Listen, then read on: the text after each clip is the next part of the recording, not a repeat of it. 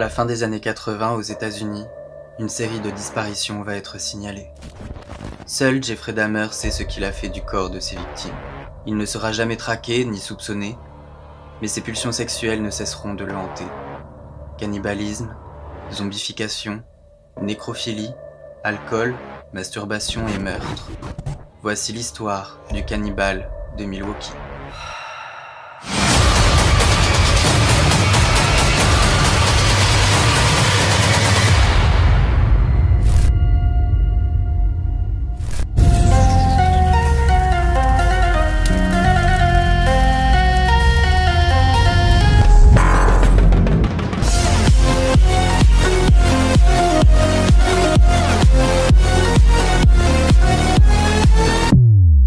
Salut bébé, j'espère que tu vas bien. Et ben ça y est, on est en octobre. Alors qui dit octobre dit l'approche d'Halloween. Et qui de mieux pour fêter cette fête que Jeffrey Dahmer. Alors aujourd'hui nous allons parler de ce tueur en série, clairement psychopathe. Je le trouve assez fascinant. Ok, pas plus de blablabla, on va commencer direct. C'est parti, mon kiki. Et bien évidemment comme d'habitude, si tu n'es pas encore abonné, n'hésite pas à le faire en cliquant sur le bouton qui ressemble à ceci et active la cloche de notification pour avoir une notification à chaque nouvelle vidéo. Jingo!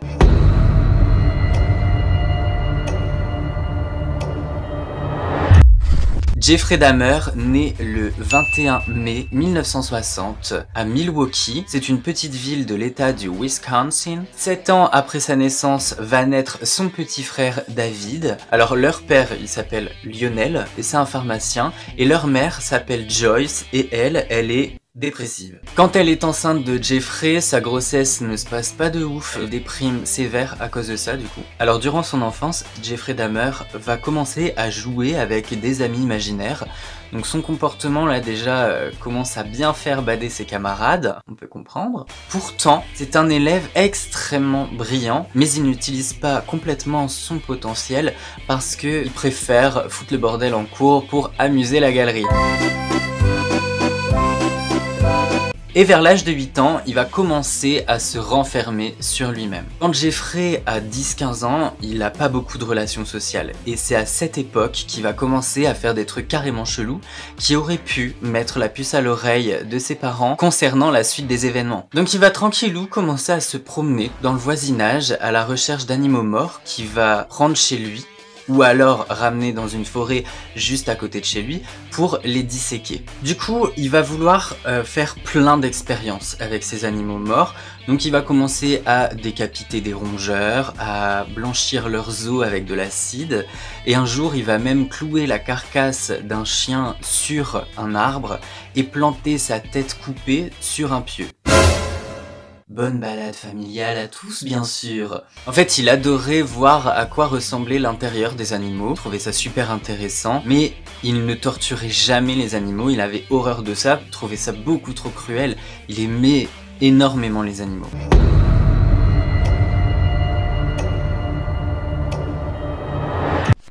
Il a 13 ans quand il découvre son homosexualité, il peut pas en parler à ses parents parce que ses parents ils en ont clairement rien à foutre de lui. Il va commencer à rêver et à fantasmer et à l'âge de 16 ans, ces fantasmes sexuels vont prendre une place hyper importante dans sa vie. Il va dire après plus tard qu'à cette époque, il faisait souvent un rêve hyper torride avec un mec magnifique du style Shippuden et qui le contrôlait complètement. Et après ça, il va commencer à rêver qu'il frappe quelqu'un avec une batte et qui couche avec le corps inerte de cette personne. Le délire du contrôle sur l'autre est méga important dans ses rêves. Et c'est aussi très important pour la suite de la vidéo. Dans les années à venir, ces fantasmes vont commencer vraiment à se préciser et il va se rendre compte qu'en fait, la mort, le fait que tout être vivant, quand il décède, est immobile, calme et complètement contrôlable, en fait ça va l'exciter de ouf. Tous ses rêves et ses fantasmes hyper morbides et carrément chelous vont commencer à le faire flipper lui-même. Donc il va se mettre à boire pour oublier ses fantasmes et ses pulsions sexuelles, sauf que ça va faire l'effet inverse en fait. Ses pulsions se réveillent encore plus quand il est ivre. Malgré tout il continue de boire, il va cacher des flasques d'alcool dans sa veste et même dans son cartable, et à 16 ans il est déjà alcoolique. Dans une interview il dira « L'une des choses qui me déconcerte, c'est pourquoi je ne semble pas pouvoir produire plus de sentiments. Je veux dire, si j'avais été capable de ressentir plus d'émotions, tout ça ne se serait peut-être jamais produit, mais il me semble que mon émotion, mon côté émotif, a été atténué.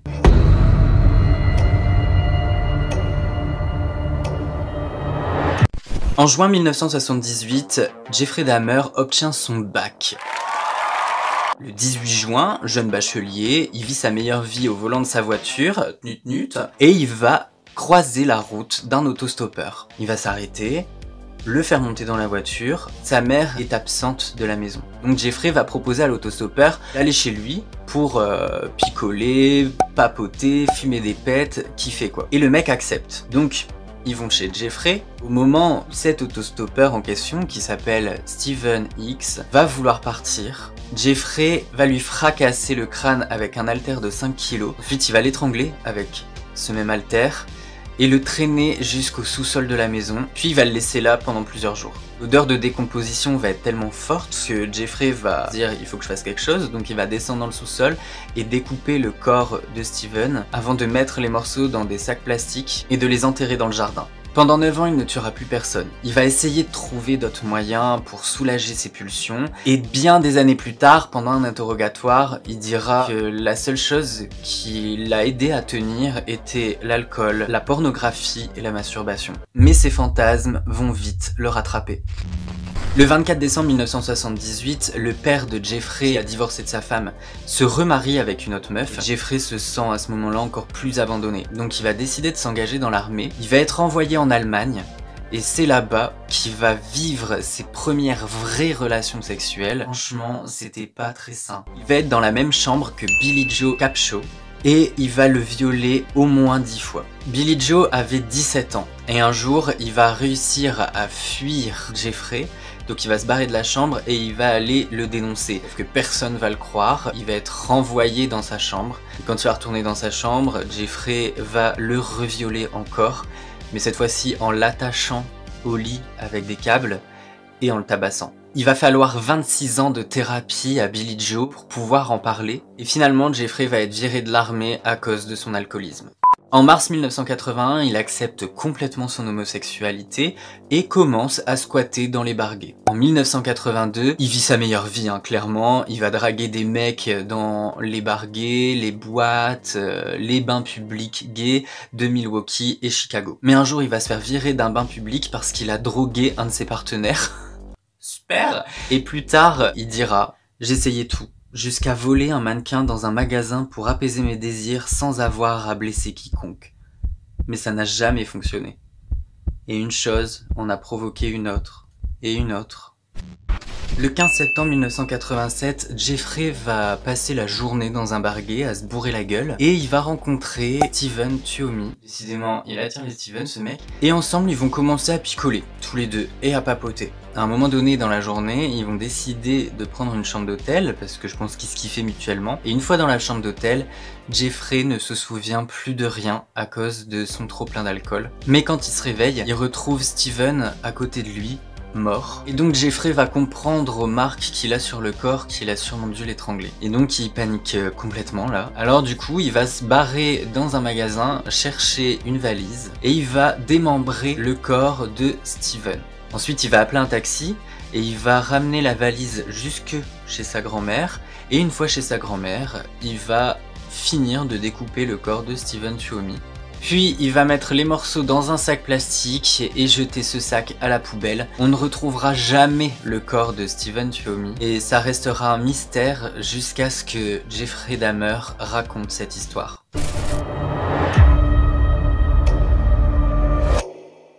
Bébé, on arrive au moment de la vidéo où ça part en couille pour Jeffrey Dahmer. Je vais te raconter le meurtre de James Doxator. À partir de ce meurtre-là, Jeffrey va les enchaîner et ils vont être de plus en plus trash. Le 16 janvier 1988, Jeffrey Dahmer rencontre James Doxator, qui est un jeune prostitué de 14 ans. Jeffrey va lui proposer des thunes pour tourner une vidéo du style sextape et James accepte. Jeffrey va l'emmener dans sa cave où il va lui offrir un verre à base de somnifères. Et quand James s'endort, Jeffrey l'étrangle et plonge son corps dans de l'acide pour retirer la chair de ses os. Ensuite, il va briser les os et les foutre un peu partout dans le jardin, et il va enterrer les restes de chair sous la maison. La grand-mère de Jeffrey va se dire à un moment donné, c'est moi ou ça pue la mort? Alors du coup, elle va appeler le père de Jeffrey pour qu'il vienne inspecter la maison et trouver ce qui pue. Dans la chambre de Jeffrey et dans la cave, il va trouver une substance noire et collante, c'est le résidu de chair fondue à l'acide, et il va demander du coup des explications à Jeffrey. Et Jeffrey va lui répondre, ah non ça c'est rien, je fais des expériences sur des animaux. Et son père il va être en mode, ah bah ok, parce que de toute façon son père s'en bat complètement les couilles de ce que fait son fils. Ça en reste là, et sa grand-mère par contre va quand même lui demander de trouver un appart. En septembre 1988, Jeffrey trouve enfin un appart, il est hyper content parce qu'il va pouvoir faire tout ce qu'il veut et quand il veut. Et d'ailleurs, petite anecdote, quand il sera arrêté, son appartement va être jugé insalubre. Et de toute façon, clairement, je pense que personne n'aurait voulu l'acheter. Pendant 6 mois, il va commettre pas mal de délits, du style masturbation sur la voie publique, attouchement, exhibition et j'en passe. Donc, un dossier va être monté contre lui. Il va attendre d'être jugé pour tous ces délits. Pendant cette attente, il ne contrôle plus du tout ses pulsions, donc il va se remettre à tuer. Le 25 mars 1989, Jeffrey fait la rencontre d'Anthony Sears. Il le rencontre clairement 2 mois avant son procès. Ils vont papoter tout ce qu'il fait et le meilleur ami d'Anthony va les conduire jusque chez la grand-mère de Jeffrey. À ce moment-là, Jeffrey avait déjà l'intention de le tuer puisqu'en fait il a choisi d'aller chez sa grand-mère. Pour quelle raison? Eh bien tout simplement parce que comme il avait un dossier contre lui et qu'il était dans l'attente d'un jugement, il était persuadé que les flics surveillaient son appart. Une fois chez sa grand-mère, Anthony et lui vont baiser ensemble, Jeffrey va le faire boire. Il lui donne une bonne dose de somnifère et Anthony s'endort. Ensuite, Jeffrey va l'étrangler, le crâne, le scalp et les parties génitales d'Anthony seront retrouvés dans l'appartement de Jeffrey 2 ans plus tard lors de son arrestation.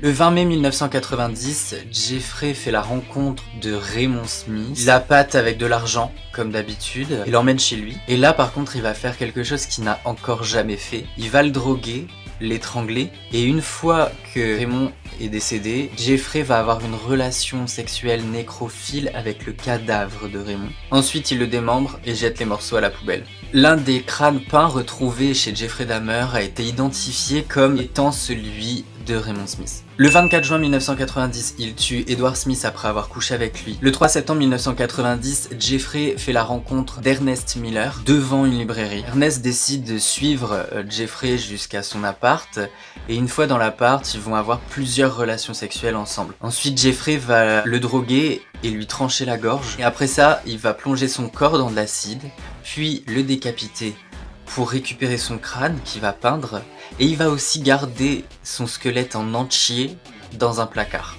À ce moment-là, les voisins de Jeffrey vont commencer à se plaindre au propriétaire de l'odeur qui vient de son appart, et Jeffrey va dire qu'il a un problème de frigo et qu'il fait le nécessaire pour le réparer. 3 semaines plus tard, le 24 septembre, Jeffrey fait la rencontre de David Thomas. Pareil, il la pâte avec de l'argent, le mec va chez Jeffrey, ils baisent ensemble et Jeffrey le drogue. Sauf que là, en fait, Jeffrey n'avait pas du tout l'intention de le tuer. Et en fait, il s'est dit, si le gars se réveille et qu'il se rend compte que je l'ai drogué, il va péter un plomb. Et il avait tellement peur que le mec pète un câble qu'il l'a tué.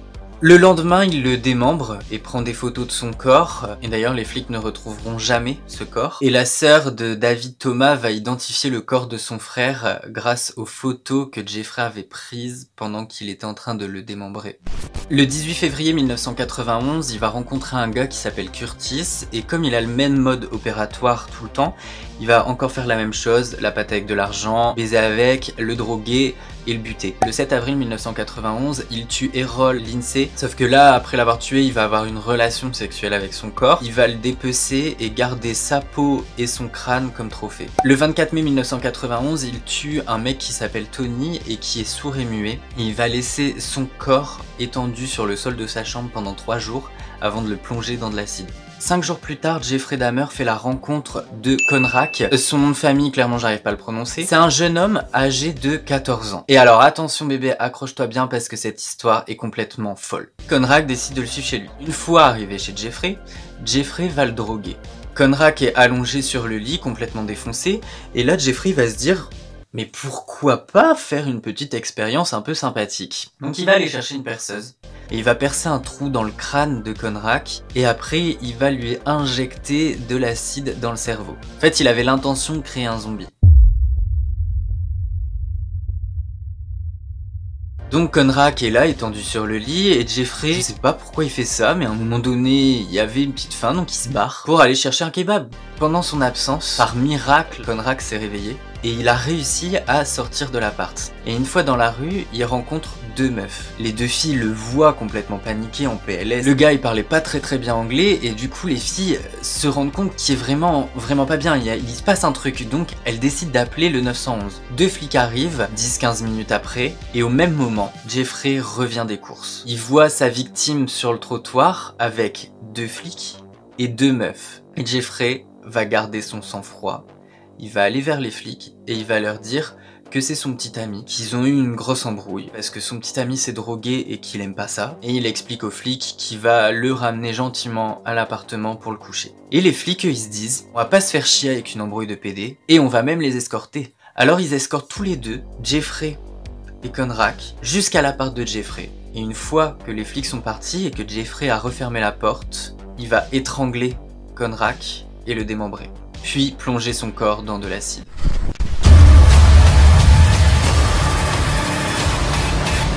Un mois plus tard, le 30 juin 1991, Jeffrey Dahmer rencontre Matt Turner à la Gay Pride de Chicago. Matt va accepter de suivre Jeffrey jusqu'à son appart, et Jeffrey va même lui payer le trajet en taxi. Une fois chez lui, il va étrangler Matt, et un peu plus tard, la police retrouvera la tête de Matt et ses organes dans le frigo de Jeffrey, et son torse dans la cuve d'acide dans la chambre de Jeffrey. Une semaine plus tard, le 5 juillet, Jeffrey Dahmer rencontre Jeremiah Weinberger à Chicago. Pareil, il lui offre le trajet en taxi jusqu'à chez lui. Là-bas, ils ont des relations sexuelles ensemble et puis il s'endort. Le lendemain, la disparition de Jeremiah est déclarée, mais à ce moment-là, il est encore vivant. Jeremiah décide de partir et Jeffrey lui dit « Attends 2 minutes, on va boire un dernier verre ». Le verre de Jeremiah est blindé de somnifères, Jeremiah s'endort.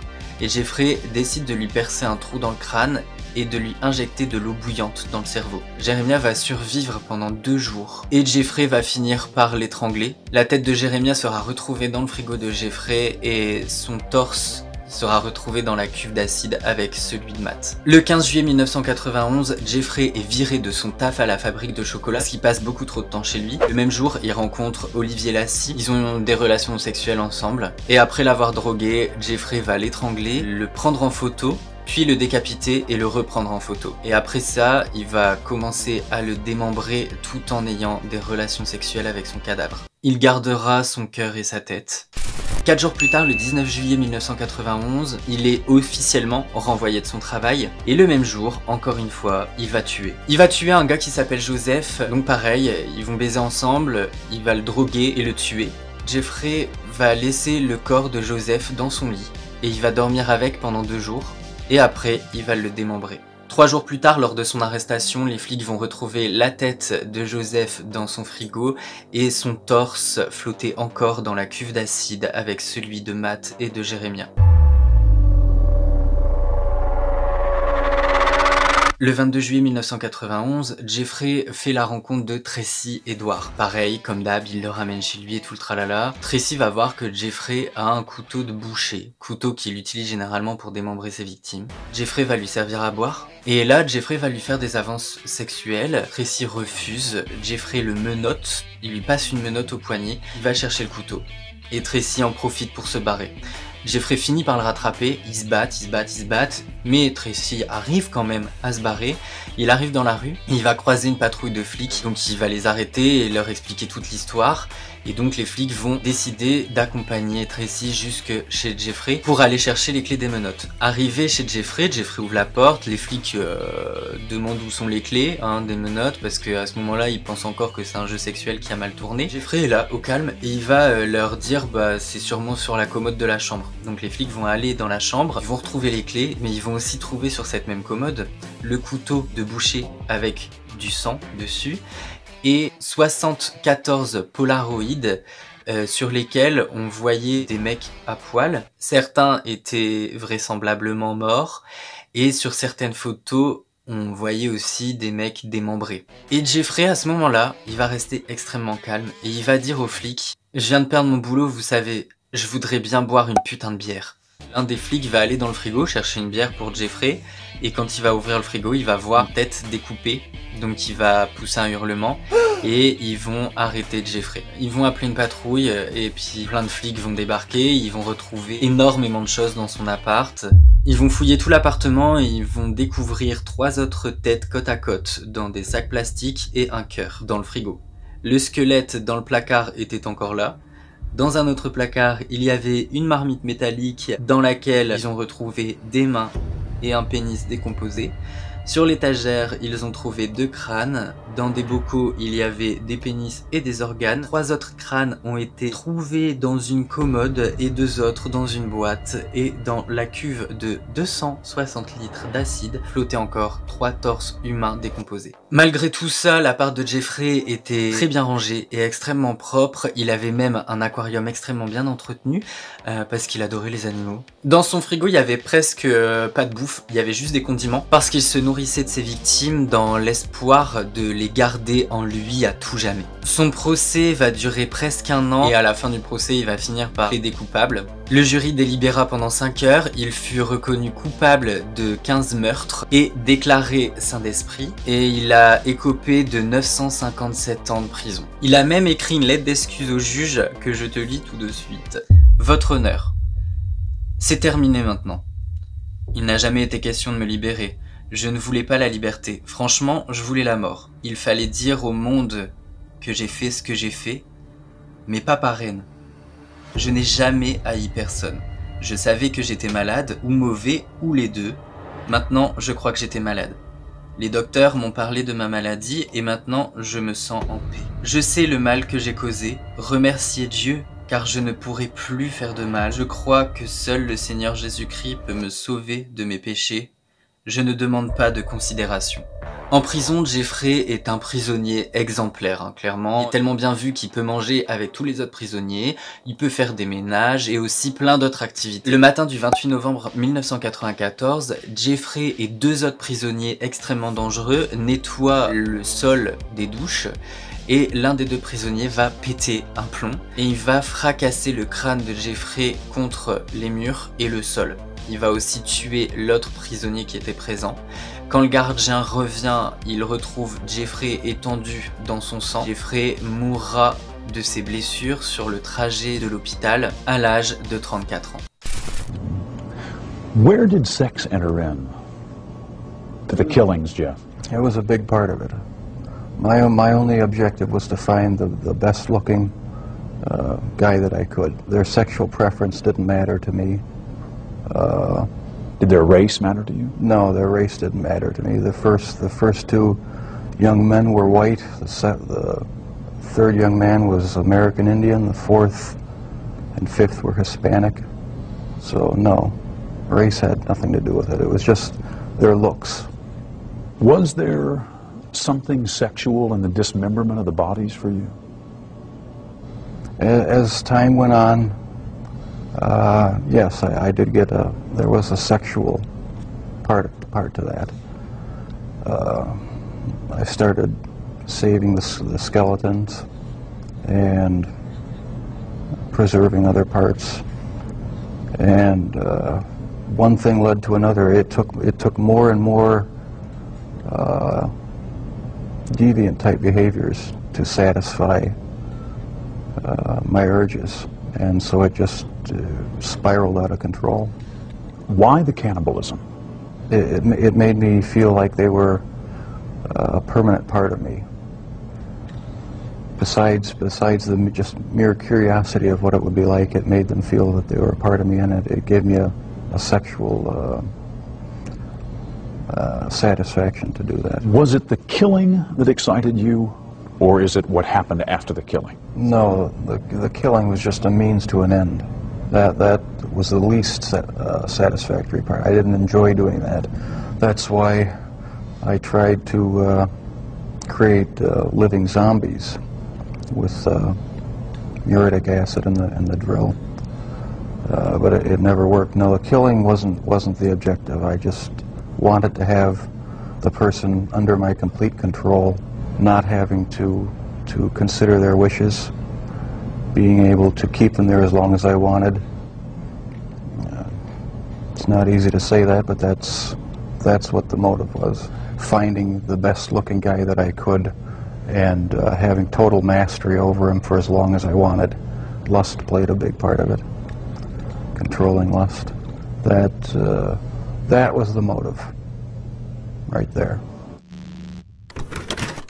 Voilà bébé, cette vidéo est terminée, j'espère qu'elle t'aura plu et que tu auras appris plein de choses sur le tueur en série Jeffrey Dahmer. Si cette vidéo t'a plu, lâche ton meilleur like, hein, bien sûr mon petit cœur. N'hésite pas à t'abonner si ce n'est pas encore fait en cliquant juste ici. Et là, tu trouveras ma dernière vidéo. Moi sur ce, je te fais d'énormes bisous et je te dis à très bientôt sur la chaîne de La Grande Roue et c'est ciao.